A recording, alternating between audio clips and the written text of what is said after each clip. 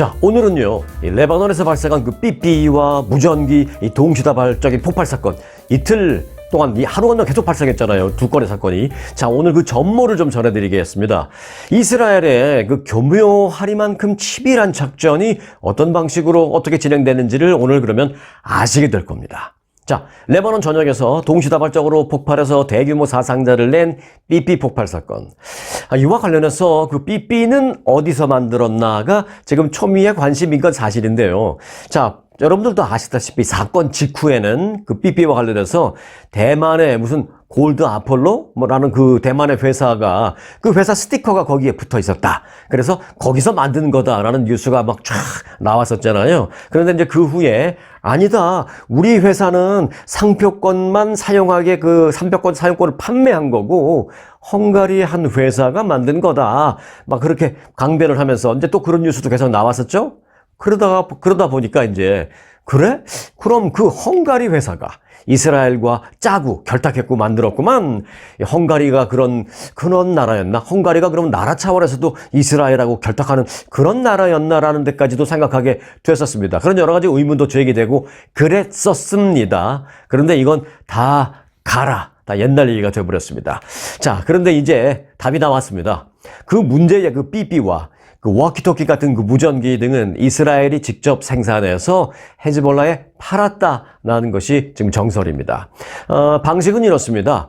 이스라엘은 이미 수년 전부터 헝가리에 그 페이퍼 컴퍼니를 차려놓고 기회를 엿보다가 그 제조 단계에서부터 폭발물과 기폭장치가 그 삽입된 그 특수 제품을 수천 개 만들어서 헤즈볼라에게 팔아치우는 데 성공했다는 것입니다.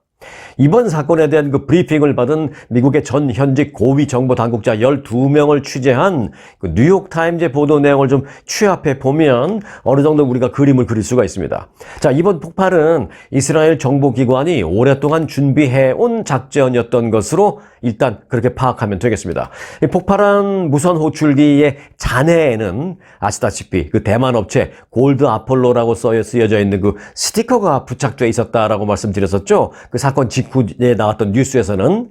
그래서 이제 그때 분석한 내용이 그 대만 회사가 생산한 삐삐가 판매된 후에 헤즈볼라에 전달되는 과정에서 뭐 누군가 폭발물과 기폭장치를 심었을 것이다. 뭐 이런 추측이 나왔었습니다. 한 하루 정도. 하지만 그 대만의 골드 아폴로의 창립자인 쉬징쾅 회장은 직접 기자회견을 갖고 아닙니다. 우리가 만든 게 절대 아닙니다. 라면서 아주 강하게 강변을 했었죠. 그래서 이제 기자들이 그 줄기차게 질문을 했습니다. 아니 회장님 그러면 누가 만들었다는 것입니까? 그렇게 계속 질문하고 취재했습니다. 그런 결과 대만의 그 쉬징쾅 회장이 아주 중요한 얘기를 했습니다. 해당 기기를 제조한 건 헝가리 업체인 BAC 컨설팅이라는 곳입니다. 그러니까 다시 말해서 자기네 회사 이름만 사용할 수 있는 상표 사용권을 팔았는데 어디다 팔았느냐? BAC 컨설팅이라는 헝가리 회사에다 팔았습니다. 그러니까 거기가 만든 거지 우리는 아닙니다. 라고 계속 밝혔습니다.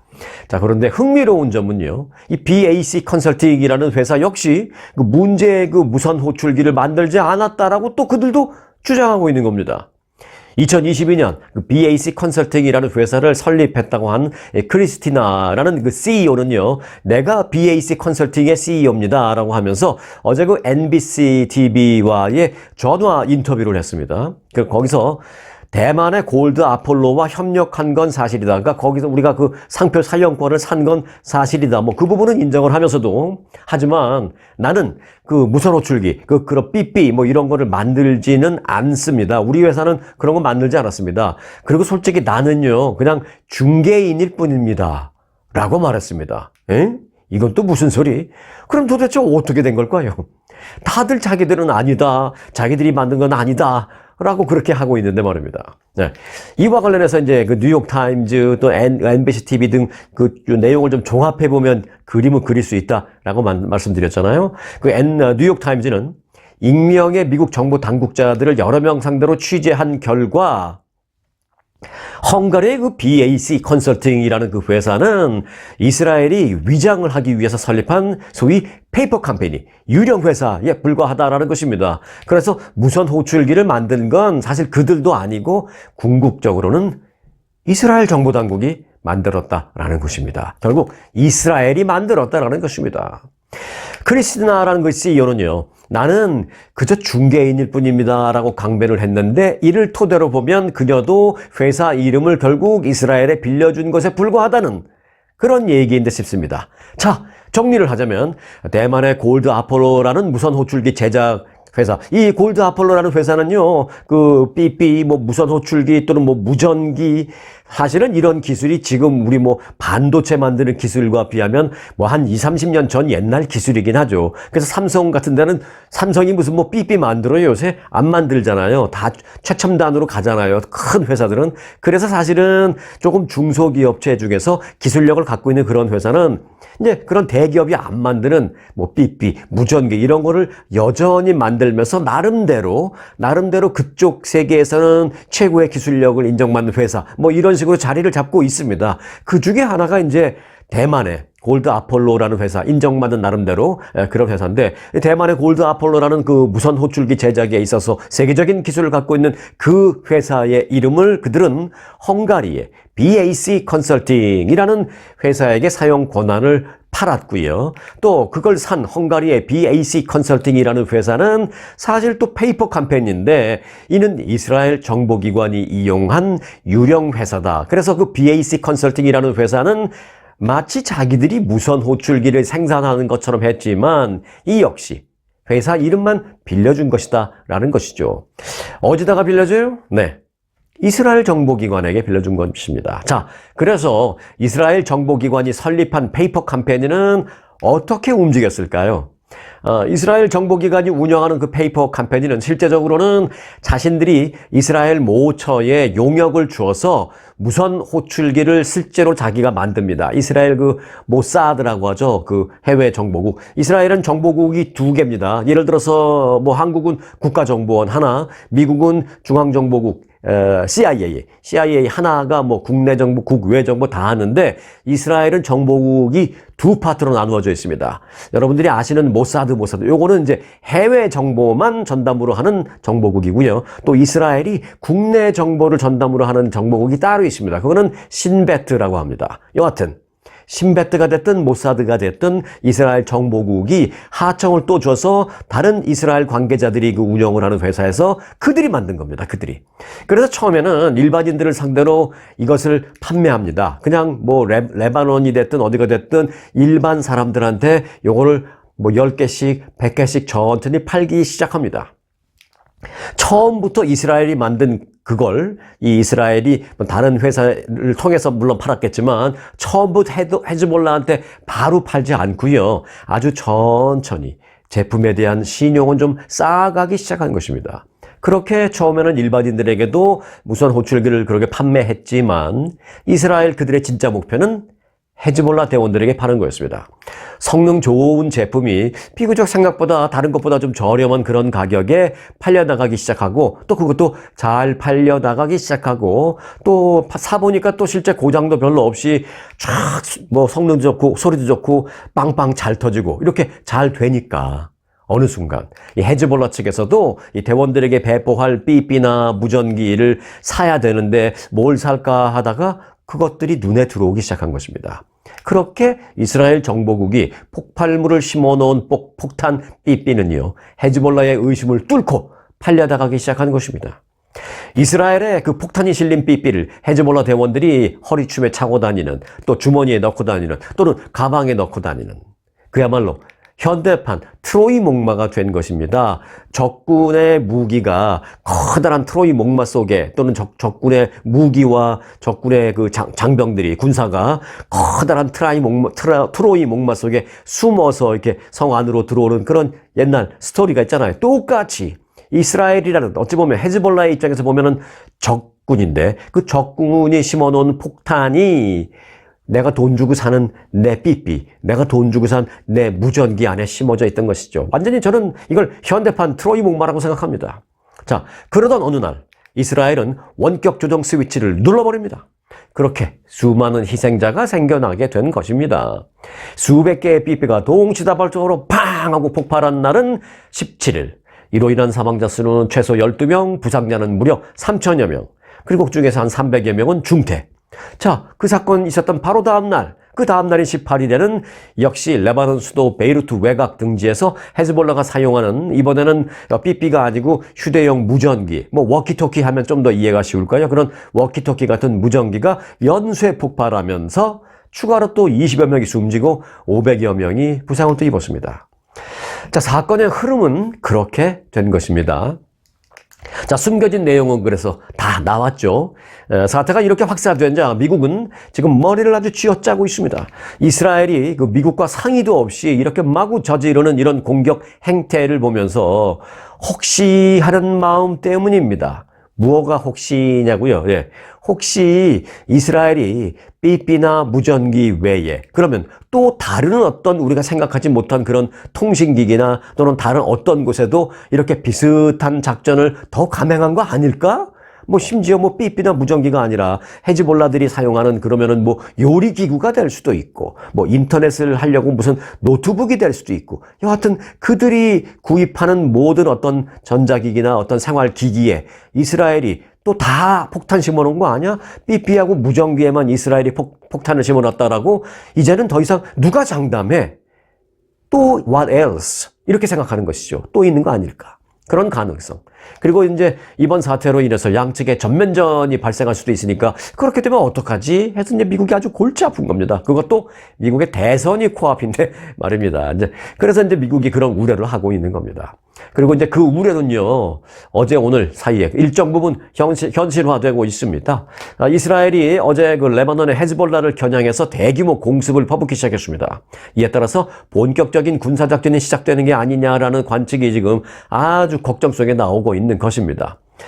이에 대해서 헤즈볼라도 최근에 삐삐, 폭탄 삐삐 사건, 또 무전기 폭발 사건, 이런 동시다발적인 폭발 사건의 배후는 이스라엘이다라고 지목을 하고 보복을 공개 선언을 했습니다. 그래서 이제 양측의 어떤 전면전 가능성이 실제로 고조되고 있다. 이런 양상인 그런 현재 상황이 그렇다라는 것입니다. 미국의 대통령 선거가 참 코앞이다라는 그런 어떤 정치공학적인 이유는 뭐 알고 싶지도 않습니다. 그렇지만 그저 인류의 평화를 위해서 최소한 전면전으로까지는 좀 확산되지 않기를 바랄 뿐이다라는 말씀을 드립니다. 자, 오늘 스토리가 이렇게 전개된다라는 걸 또 누가 만들었다라는 것을 좀 제가 알기 쉽게 좀 그림 그리듯이 여러분들에게 말씀을 좀 드렸습니다. 자, 계속해서 이 내용은 나올 것입니다. 바라건대 또 이제 이번 주말 이후에 뭐 어떤 전면전이 발생했다라는 그런 충격적인 치명적인 어떤 비극적인 그런 뉴스가 더 이상 나오지 않기만을 좀 바라는 마음을 가져봅니다. 자, 계속해서 이번에는 그럼 생활 뉴스를 좀 전해드리려고 합니다. 금리 내렸다. 어제 말씀드렸죠. 4년 반 만에 기준금리가 0.5%포인트 내리면서 자, 이제 우리 생활금융, 소비자 금융에도 변화가 예상되고 있습니다. 특히 가장 관심 있는 게 뭐예요? 모기지론, 자동차론, 크레딧카드론 이런 거잖아요. 자, 이런 그 모기지론이나 크레딧카드, 자동차론 등등등 그 금리에 영향을 받는 다양한 항목이 앞으로 어떻게 변화할지 주목되고 있는데요. 일단 좀 간추려 보겠습니다. 먼저 그 모기지론 이자율을 본다면 금리 인하 기대감이 사실은 엊그저께 금리 인하를 공식적으로 발표하기 전에 사실은 그런 기대감이 많이 있었잖아요. 이번에는 거의 뭐 90% 확실하게 내린다. 그러나 0.25냐, 0.5냐, 뭐 그거의 문제지 내리는 건 확실하다. 뭐 이런 생각, 그런 기대감이 이미 있었잖아요. 그래서 그런 기대감 때문에 이미 모기지론 그 이자율에는 어느 정도 미리 반영됐습니다. 선반영됐습니다. 그렇기 때문에 그 모기지 이자율은 오늘 내일 사이에 당장 큰 변화가 있지는 않을 것이다. 이런 게 이제 업계의 분석입니다. 왜? 아니, 금리 내렸는데 왜 모기지는 안 내려? 예, 이미 조금 반영돼서 이미 미리 내렸기 때문입니다. 하지만 이제 오늘 연말에 또 0.5%포인트를 내린다니까 또 그걸 반영을 해서 뭐 다음 달쯤 되면 또 미리 선반영돼서 조금 더 내릴 것은 분명합니다. 모기지 이자율. 지난해 연말에 엄청 많이 올라갔죠. 거의 8% 가깝게 모기지 이자율이 올라갔었죠. 그런데 이제 그런 30년 고정 모기지 이자율. 그런데 지난주에는 보니까 6.15%까지 내려왔습니다. 이런 걸 봐도 선반영됐다. 있다라는 걸 알 수 있습니다. 한편 그 자동차론, 요것도 이제 중요하죠. 자동차론의 이자율은 확실히 금방 낮아질 것으로 전망이 되고 있습니다. 자동차론 이자율은 선반영되고 그런 거 없었기 때문입니다.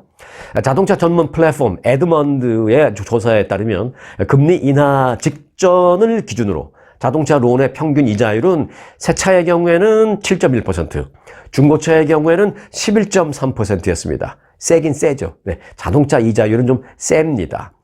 전문가들은 그래서 이제 기준금리 인하 그 이후기 때문에 지금은 한 이틀 지났죠. 그래서 이제 자동차론, 오토론 이자율은 금방 내릴 것이다. 하지만 현재 이자율이 너무 높다 보니까 웬만큼 급격한 인하가 아니라면 좀 인하를 체감하기에는 좀 소비자 입장에서는 어려울 수도 있다. 뭐 이렇게 지적했습니다. 그러니까 이제 0.5%포인트가 인하가 됐다고 하지만 예를 들어 자동차, 중고차의 경우에는 뭐 11.3% 이렇게 높잖아요.